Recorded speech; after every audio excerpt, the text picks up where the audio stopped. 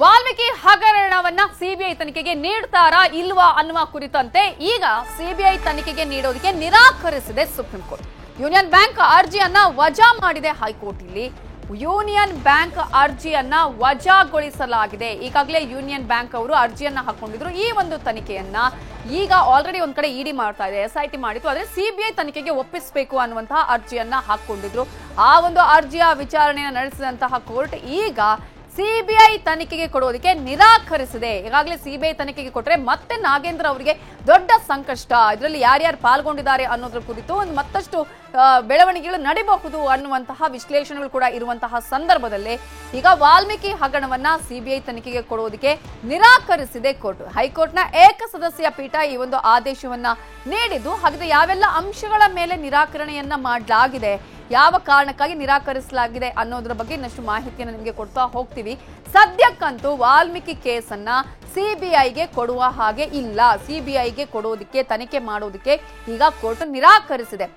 ಈಗಾಗಲೇ ಇದರ ಒಂದು ಸೆಪ್ಟೆಂಬರ್ 30ರಂದು ಈ ಒಂದು ಅರ್ಜಿಯ ವಿಚಾರಣೆ ಕೂಡ ಆಗಿತ್ತು. ಆ ನಂತರ ಈ ಒಂದು ಸಿಬಿಐಗೆ ಕೊಡಬೇಕು ಅಂತ ಹೇಳಿ ಅಲ್ಲಿ ಯೂನಿಯನ್ ಬ್ಯಾಂಕ್ ಅರ್ಜಿಯನ್ನು ಕೂಡ ಹಾಕಲಾಗಿತ್ತು. ಆ ಒಂದು ಹಿನ್ನೆಲೆಯಲ್ಲಿ ಏನೇನಾಗುತ್ತೆ, ಯಾವ ರೀತಿಯಾಗಿ ಈ ಒಂದು ಪ್ರಕರಣ ತಿರುವನ್ನು ಪಡೆದುಕೊಳ್ಳಬಹುದು, ನಾಗೇಂದ್ರ ಅವರಿಗೆ ಮತ್ತೆ ಸಂಕಷ್ಟ ಎದುರಾಗುತ್ತಾ, ಈಗಾಗಲೇ ಜಾಮೀನಿನ ಮೇಲೆ ಹೊರ ಬಂದಿದ್ದಾರೆ, ಬಂಧನಕ್ಕೆ ಒಳಪಟ್ಟಂತಹ ನಾಗೇಂದ್ರ ಅವರು ಮತ್ತೆ ಅವರು ಇದರಿಂದ ಸಂಕಷ್ಟಕ್ಕೆ ಒಳಗಾಗಬೇಕಾ ಅನ್ನುವಂತಹ ಒಂದಷ್ಟು ಮಾತುಕತೆಗಳು, ಚರ್ಚೆಗಳು ಕೂಡ ಇದ್ದಂತಹ ಸಂದರ್ಭದಲ್ಲಿ ವಾಲ್ಮೀಕಿ ಹಗರಣವನ್ನ ಸಿಬಿಐ ತನಿಖೆಗೆ ಕೊಡುವುದಕ್ಕೆ ಈಗ ಕೋರ್ಟ್ ನಿರಾಕರಿಸಿದೆ. ಯೂನಿಯನ್ ಬ್ಯಾಂಕ್ ಅರ್ಜಿಯನ್ನ ವಜಾ ಮಾಡಿದೆ ಕೋರ್ಟ್. ಹೈಕೋರ್ಟ್ನ ಏಕಸದಸ್ಯ ಪೀಠದಿಂದ ಈ ಒಂದು ಆದೇಶವನ್ನು ಹೊರಡಿಸಲಾಗಿದ್ದು, ಮತ್ತೆ ಯೂನಿಯನ್ ಬ್ಯಾಂಕ್ಗೆ ಅರ್ಜಿಯನ್ನು ಸಲ್ಲಿಸೋದಕ್ಕೆ ಅವಕಾಶ ಇದೆ, ಮೇಲ್ಮನವಿಯನ್ನ ಸಲ್ಲಿಸಬಹುದು, ಮತ್ತೆ ನಮಗೆ ಸಿಬಿಐ ತನಿಖೆ ಕೊಡಿ ಅಂತ ಹೇಳಿ ಒಂದು ಪಾರ್ಟ್. ಆದ್ರೆ ಸದ್ಯಕ್ಕಂತೂ ಈಗ ನಾಗೇಂದ್ರ ಅವರಿಗೆ ಇದರಿಂದ ಒಂದು ರಿಲೀಫ್ ಸಿಕ್ಕಂತ ಆಗಿದೆ. ಸಿಬಿಐ ತನಿಖೆಗೆ ಕೊಡಬೇಕು ಅಂತ ಹೇಳಿ ಕೇಳ್ಕೊಂಡ್ರು ಕೂಡ ಆ ಒಂದು ಕಾರಣವನ್ನ ಈಗ ಕೋರ್ಟ್ ನಿರಾಕರಿಸಿದೆ.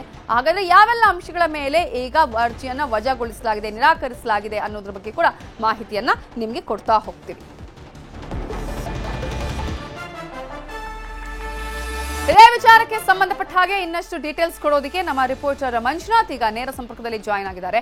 ಮಂಜುನಾಥ್, ಈಗಾಗಲೇ ವಾಲ್ಮೀಕಿ ಹಗರಣ ಸಿಬಿಐಗೆ ಕೊಟ್ರೆ ಏನು, ಕೊಡದ್ರೆ ಏನು ಅನ್ನುವಂತಹ ಚರ್ಚೆಗಳು ಬಹಳ ಜೋರಾಗಿ ನಡೀತಾ ಇದ್ದಂತಹ ಸಂದರ್ಭದಲ್ಲೇ ಈಗ ಕೋರ್ಟ್ ಇದನ್ನ ಸಿಬಿಐ ತನಿಖೆಗೆ ನಿರಾಕರಿಸಿದೆ. ಯಾವೆಲ್ಲ ಅಂಶಗಳನ್ನ ಇಟ್ಟುಕೊಂಡು ಈಗ ಕೋರ್ಟ್ ಈ ಒಂದು ಸಿಬಿಐ ತನಿಖೆಗೆ ಬೇಡ ಅಂತ ಹೇಳಿದೆ? ನವಿತಾ, ಹೈಕೋರ್ಟ್ ಕೊಟ್ಟಂತ ಈ ಒಂದು ಆದೇಶದಿಂದ ಮಾಜಿ ಸಚಿವ ನಾಗೇಂದ್ರಗೆ ಒಂದು ರೀತಿಯಂತ ಬಿಗ್ ರಿಲೀಫ್ ಅಂತಾನೆ ಹೇಳ್ಬೋದು. ಯಾಕಂದ್ರೆ ಒಂದ್ ಕಡೆ ಸಿಬಿಐಗೆ ಏನಾದ್ರೂ ಒಂದು ಪ್ರಕರಣದ ತನಿಖೆಯನ್ನ ಕೊಟ್ಟಿದ್ರೆ ನಾಗೇಂದ್ರಗೆ ದೊಡ್ಡ ಮಟ್ಟದ ಸಂಕಷ್ಟ ಎದುರಾಗ್ತಿತ್ತು. ಯಾಕಂದ್ರೆ ಸಿಬಿಐ ಅಧಿಕಾರಿಗಳು ಕೂಡ ಅಷ್ಟೇ ಇನ್ವೆಸ್ಟಿಗೇಷನ್ ಮಾಡುವ ಹಂತದಲ್ಲಿ ಬಂಧನ ಕೂಡ ಅಷ್ಟೇ ಮಾಡಬೇಕಾಗಿತ್ತು. ಆ ಒಂದು ಕಾರಣಕ್ಕೋಸ್ಕರ ನಾಗೇಂದ್ರಗೆ ಬಿಗ್ ರಿಲೀಫ್ ಅಂತ ಹೇಳ್ಬೋದು. ಯಾಕಂದ್ರೆ ವಾಲ್ಮೀಕಿ ನಿಗಮದಲ್ಲಿ ನಡೆದಂತಹ 100 ಕೋಟಿ ಅವ್ಯವಹಾರ ಪ್ರಕರಣಕ್ಕೆ ಸಂಬಂಧಪಟ್ಟಂತೆ ಮೊದಲನೇದಾಗಿ SIT ಅಧಿಕಾರಿಗಳ ಇನ್ವೆಸ್ಟಿಗೇಷನ್ ಅನ್ನು ಕೂಡ ಮಾಡಿದ್ರು. SIT ಅಧಿಕಾರಿಗಳು ಕೂಡ ಅಷ್ಟು ಇನ್ವೆಸ್ಟಿಗೇಷನ್ ಮಾಡುವಂತಹ ಸಂದರ್ಭದಲ್ಲಿ ನಾಗೇಂದ್ರಗೆ ನೋಟಿಸ್ ಅನ್ನು ಕೂಡ ಕೊಟ್ಟಿದ್ರು, ವಿಚಾರಣೆಗೂ ಕೂಡ ಒಳಪಡಿಸಿದ್ರು, ತದನಂತರ ಬಂಧನವನ್ನು ಕೂಡ ಮಾಡಿದ್ರು. ಇದಾದಂತಹ ಬಳಿಕ ನಾಗೇಂದ್ರದಿಂದಲೂ ಕೂಡ ಅಷ್ಟೇ ಸಾಕಷ್ಟು ಹೇಳಿಕೆಗಳನ್ನು ಕೂಡ ಅಷ್ಟೇ ದಾಖಲು ಮಾಡ್ಕೊಂಡಿದ್ರು. ಇದಾದಂತಹ ಬಳಿಕ ಇಡಿ ಕೂಡ ಎಂಟ್ರಿ ಆಯಿತು. ಇಡಿ ಅಧಿಕಾರಿಗಳು ಕೂಡ ಅಷ್ಟೇ ಮಾಜಿ ಸಚಿವ ನಾಗೇಂದ್ರನನ್ನ ಬಂಧನ ಮಾಡಿ ಆತನನ್ನ ಪರಪ್ನ ಅಗ್ರಹಾರಕ್ಕೂ ಕೂಡ ಅಷ್ಟೇ ಕಳಿಸ್ಕೊಟ್ಟಿದ್ರು.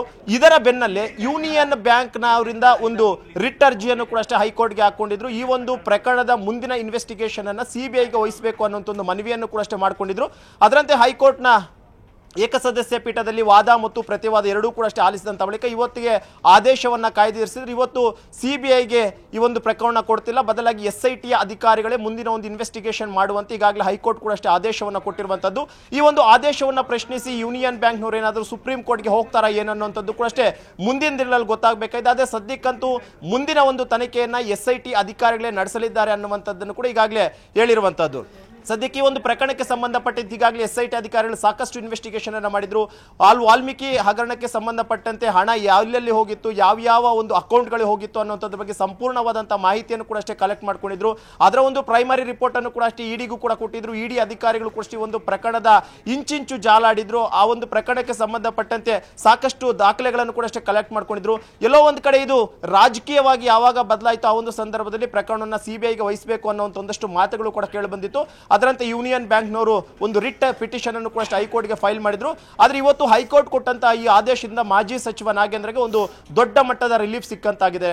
ಅದೇ ಈಗ ಹೈಕೋರ್ಟ್ ನಲ್ಲಿ ಈ ಒಂದು ಆದೇಶ ಬಿಟ್ಟು ಸುಪ್ರೀಂ ಕೋರ್ಟ್ಗೆ ಹೋಗ್ಬೇಕಾ ಅಥವಾ ದ್ವಿಸದಸ್ಯ ಪೀಠಕ್ಕೆ ಕೊಡಿ ಅಂತ ಹೇಳಿ ಮತ್ತೇನಾದ್ರೂ ಇಲ್ಲಿ ಮೇಲ್ಮನವಿ ಸಲ್ಲಿಸಬಹುದಾ ಅನ್ನೋದು ಒಂದ್ ಕಡೆ ಆದ್ರೆ, ಈಗ SIT ಒಂದ್ ಕಡೆ ತನಿಖೆ ಮಾಡ್ತಾ ಇದೆ, ಇಡಿ ಕೂಡ ತನಿಖೆ ನಡೆಸ್ತಾ ಇರುವಂತಹ ಸಂದರ್ಭದಲ್ಲಿ ಈ ಎರಡೂ ಸಂಸ್ಥೆಗಳು ಮಾಡ್ತಾ ಇರೋದ್ರಿಂದ ಸಿಬಿಐ ತನಿಖೆ ಅಗತ್ಯ ಇಲ್ಲ ಅಂತ ಹೇಳಿದ್ಯಾ ಕೋರ್ಟ್? ಹೇಗೆ ಇಲ್ಲಿ ಪ್ರಮುಖವಾಗಿ ಹೈಕೋರ್ಟ್ ಹೇಳಿರುವಂತದ್ದು ಏನಂತ, ಈಗಾಗಲೇ ಈ ಒಂದು ಪ್ರಕರಣಕ್ಕೆ ಸಂಬಂಧಪಟ್ಟಂತೆ SIT ಅಧಿಕಾರಿಗಳು ಸಾಕಷ್ಟು ಇನ್ವೆಸ್ಟಿಗೇಷನ್ ಅನ್ನ ಮಾಡಿದರೆ, ಸಾಕಷ್ಟು ಮಾಹಿತಿಗಳನ್ನು ಕೂಡ ಕಲೆಕ್ಟ್ ಮಾಡ್ಕೊಂಡಿದ್ದಾರೆ, ಒಂದಷ್ಟು ಎವಿಡೆನ್ಸಸ್ ಅನ್ನು ಕೂಡ ಈಗಾಗಲೇ ಕಲೆಕ್ಟ್ ಮಾಡಿದರೆ. ಈಗಿರುವಂತಹ ಸಂದರ್ಭದಲ್ಲಿ ಈ ಒಂದು ಪ್ರಕರಣವನ್ನ ಮುಂದಿನ ತನಿಖೆಯ ಭಾಗವಾಗಿ ಸಿಬಿಐಗೆ ಕೊಡುವಂತಹ ಅಗತ್ಯತೆ ಇಲ್ಲ ಅನ್ನುವಂಥದ್ದನ್ನ ಹೈಕೋರ್ಟ್ ಹೇಳಿರುವಂತದ್ದು. ಯಾಕಂದ್ರೆ SIT ಅಧಿಕಾರಿಗಳು ನಾಗೇಂದ್ರ ಸೇರಿದಂತೆ ಹಲವರನ್ನ ವಿಚಾರಣೆಗೆ ಕೂಡ ಒಳಪಡಿಸಿತ್ತು, ಹಲವರನ್ನ ಬಂಧನ ಕೂಡ ಮಾಡಲಾಗಿತ್ತು, ಅವರ ಬ್ಯಾಂಕ್ ಅಕೌಂಟ್ಗಳನ್ನು ಕೂಡ ಫ್ರೀಸ್ ಮಾಡಿದ್ರು. ಆ ಒಂದು ಬ್ಯಾಂಕ್ನ ಅಕೌಂಟ್ಗಳಲ್ಲಿ ಹಣ ಹೇಗೆಲ್ಲ ಬಂತು ಅನ್ನೋದ್ರ ಬಗ್ಗೆ ಕೂಡ ಸಾಕಷ್ಟು ದಾಖಲೆಗಳನ್ನು ಕೂಡ ಕಲೆಕ್ಟ್ ಮಾಡ್ಕೊಂಡಿದ್ರು. ಈಗಿರುವಂತಹ ಸಂದರ್ಭದಲ್ಲಿ ಇಡಿ ಕೂಡ ಎಂಟ್ರಿ ಆಗುತ್ತೆ. ಇಡಿ ಅವರು ಕೂಡ ಅಷ್ಟೇ ಅವರದೇ ಆದಂತಹ ಸ್ಟೈಲ್ ನಲ್ಲಿ ಇನ್ವೆಸ್ಟಿಗೇಷನ್ ಅನ್ನ ಮಾಡಿದ್ರು. ಅವರು ಕೂಡ ಸಾಕಷ್ಟು ದಾಖಲೆಗಳನ್ನ ಕಲೆಕ್ಟ್ ಮಾಡ್ಕೊಂಡಿದ್ರು. ಈ ಒಂದು ಹಂತದಲ್ಲಿ ಮುಂದಿನ ಒಂದು ಇನ್ವೆಸ್ಟಿಗೇಷನ್ ಭಾಗವಾಗಿ ಸಿಬಿಐಗೆ ಕೊಡುವಂತ ಅಗತ್ಯತೆ ಇಲ್ಲ ಅನ್ನುವಂಥದ್ದನ್ನು ಹೈಕೋರ್ಟ್ ಕೂಡ ಅಷ್ಟೇ ಮನಗಂಡಿರುವಂತದ್ದು. ಆ ನಿಟ್ಟಿನಲ್ಲಿ ಹೈಕೋರ್ಟ್ನ ಏಕಸದಸ್ಯ ಪೀಠ ಆದೇಶವನ್ನು ಕೊಟ್ಟಿದೆ. ಈ ಒಂದು ಆದೇಶವನ್ನು ಪ್ರಶ್ನೆ ಮಾಡಿ ಆರ್ಡರ್ ಕಾಪಿಯನ್ನು ಕೈ ಸೇರಿದಂತ ಬಳಿಕ ಯಾವುದೇ ಒಬ್ಬ ದೂರುದಾರರು ಮೇಲ್ಮನವಿ ಕೂಡ ಸಲ್ಲಿಸಬಹುದು, ಅಥವಾ ಏಕಸದಸ್ಯ ಪೀಠದಿಂದ ಆದೇಶ ಬಂದಿರುವಂತಹ ಕಾರಣಕ್ಕೋಸ್ಕರ ಹೈಕೋರ್ಟ್ನ ದ್ವಿಸದಸ್ಯ ಪೀಠಕ್ಕೂ ಕೂಡ ಅಷ್ಟೇ ಅವರು ಮೇಲ್ಮನವಿಯನ್ನು ಸಲ್ಲಿಸಬಹುದು, ಅಥವಾ ನೇರವಾಗಿ ಸುಪ್ರೀಂ ಕೋರ್ಟ್ಗೂ ಕೂಡ ಅಷ್ಟೇ ಮೇಲ್ಮನವಿಯನ್ನು ಸಲ್ಲಿಸಬಹುದು. ಆದ್ರೆ ಇಲ್ಲಿ ಹೈಕೋರ್ಟ್ ಏಕಸದಸ್ಯ ಪೀಠದ ಆದೇಶದ ಪ್ರತಿ ಕೈಗೆ ಸಿಕ್ಕಂತ ಬಳಿಕ ದೂರುದಾರರು ಅಥವಾ ಅಂದ್ರೆ ಯೂನಿಯನ್ ಬ್ಯಾಂಕ್ನವರು ಯಾವ ರೀತಿಯಂತ ತೀರ್ಮಾನ ಕೈಗೊಳ್ತಾರೆ ಅನ್ನುವಂಥದ್ದನ್ನ ನಾವು ಮುಂದಿನ ದಿನಗಳಲ್ಲಿ ನೋಡಬಹುದು. ಇದು ದೊಡ್ಡ ಮಟ್ಟದಲ್ಲಿ ಒಂದು ನಾಗೇಂದ್ರಗೆ ರಿಲೀಫ್ ಈಗಾಗಲೇ ಈ ವಿಚಾರದಲ್ಲಿ ಅಂತ ಹೇಳಿದ್ರೆ, ಯಾಕಂದ್ರೆ ಈಗ ಒಂದಷ್ಟು ವಿಚಾರಗಳು ಹೇಳ್ತಾ ಇದ್ರು, ರಾಜಕೀಯ ಆಗಿದೆ ಈ ವಿಚಾರದಲ್ಲಿ ಅನ್ನೋದನ್ನು ಕೂಡ ನಾಗೇಂದ್ರ ಹೊರಗೆ ಬಂದ ಬಳಿಕ ಹೇಳ್ತಾ ಇದ್ರು. ಬಟ್ ಈ ತನಿಖೆ ಯಾವ ರೀತಿಯಾಗಿ ನಡಿಬೇಕು ಈಗ ಅನ್ನೋದ್ರ ಬಗ್ಗೆ ಏನಾದ್ರೂ ಸೂಚನೆ ಕೊಟ್ಟಿದೆಯಾ ಕೋರ್ಟ್ ಇಲ್ಲಿ?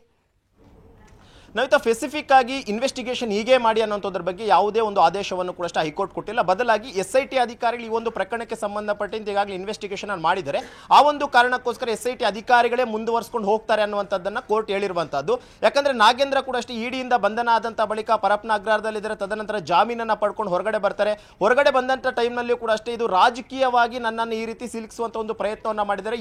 ಬಿಜೆಪಿ ಅವರ ಮೇಲೆ ಕೂಡ ಅಷ್ಟೇ ವಾಗ್ದಾಳಿಯನ್ನ ಮಾಡಿದ್ರು. ಯಾಕಂದ್ರೆ ಇಡಿ ಅನ್ನುವಂಥದ್ದು ಕೇಂದ್ರ ಸರ್ಕಾರದ ಅಧೀನದಲ್ಲಿ ಬರುವಂತ ಕಾರಣಕ್ಕೋಸ್ಕರ ನನ್ನನ್ನು ರಾಜಕೀಯವಾಗಿ ತುಳಿಬೇಕು ಅನ್ನುವಂಥ ಕಾರಣಕ್ಕೋಸ್ಕರ ಮತ್ತು ಸಿದ್ದರಾಮಯ್ಯ ಗವರ್ಮೆಂಟ್ ಅನ್ನು ಉಳಿಸಬೇಕು ಅನ್ನೋ ತಿಟ್ಟಲ್ಲಿ ಈ ರೀತಿಯಂತ ಪ್ರಯತ್ನಗಳನ್ನ ಬಿಜೆಪಿ ಕಡೆಯಿಂದ ಆಗಿದೆ ಅನ್ನುವಂಥ ಒಂದಷ್ಟು ಆರೋಪಗಳನ್ನು ಕೂಡ ಮಾಡಿದ್ರು. ಜೊತೆಗೆ ಈ ಒಂದು ಹಗರಣದಲ್ಲಿ ಇನ್ನೂ ಯಾರೆಲ್ಲ ಇದ್ದಾರೆ ಅನ್ನುವಂಥದ್ರ ಬಗ್ಗೆ ಕೂಡ ಅಷ್ಟೇ ಒಂದ್ ಕಡೆ ಇಡಿ ಅವರು ಕೂಡ ಇನ್ವೆಸ್ಟಿಗೇಷನ್ ಮಾಡ್ತಿದ್ದಾರೆ, ಮತ್ತೊಂದು ಕಡೆ SIT ಅಧಿಕಾರಿಗಳು ಕೂಡ ಇನ್ವೆಸ್ಟಿಗೇಷನ್ ಮಾಡ್ತಿದ್ದಾರೆ. ಈಗಿರುವಂತಹ ಸಂದರ್ಭದಲ್ಲಿ ಮುಂದಿನ ಒಂದು ತನಿಖೆಯ ಭಾಗಿಯಾಗಿ ಸಿಬಿಐಗೆ ಕೊಡಬೇಕು ಅಂತ ಹೋಗಿದ್ರು. ಆದ್ರೆ ಸಿಬಿಐಗೆ ಹೈಕೋರ್ಟ್ ಗ್ರೀನ್ ಸಿಗ್ನಲ್ ಕೊಟ್ಟಿಲ್ಲ, ಬದಲಾಗಿ SIT ಇನ್ವೆಸ್ಟಿಗೇಷನ್ ಮಾಡುತ್ತೆ ಅಂತ ಹೇಳಿದ್ರೆ ಸದ್ಯಕ್ಕೆ ಈಗಾಗಲೇ SIT ಬಹುತೇಕ ಇನ್ವೆಸ್ಟಿಗೇಷನ್ ಕಂಪ್ಲೀಟ್ ಮಾಡ್ಕೊಂಡು ಇನ್ನೇನು ಚಾರ್ಜ್ ಶೀಟ್ ಸಲ್ಲಿಕೆಯನ್ನು ಕೂಡ ಈಗಾಗಲೇ ಮಾಡಿರುವಂತದ್ದು. ಮುಂದಿನ ಒಂದು ಭಾಗವಾಗಿ ಕೂಡ ಅವರು ಇನ್ನೂ ಕೂಡ ಇನ್ವೆಸ್ಟಿಗೇಷನ್ ಮಾಡ್ತಿದ್ದಾರೆ, ಸಾಕಷ್ಟು ದಾಖಲೆಗಳನ್ನು ಕಲೆಕ್ಟ್ ಮಾಡ್ತಿದ್ದಾರೆ. ತದನಂತರ ಹೆಚ್ಚುವರಿ ಚಾರ್ಜ್ ಶೀಟ್ ಅನ್ನು ಕೂಡ ಅಷ್ಟೇ ಕೋರ್ಟ್ಗೆ ಕೊಡ್ತಾರೆ. Navitha, okay, thank you Manjunath ಡೀಟೇಲ್ಸ್ಗೆ.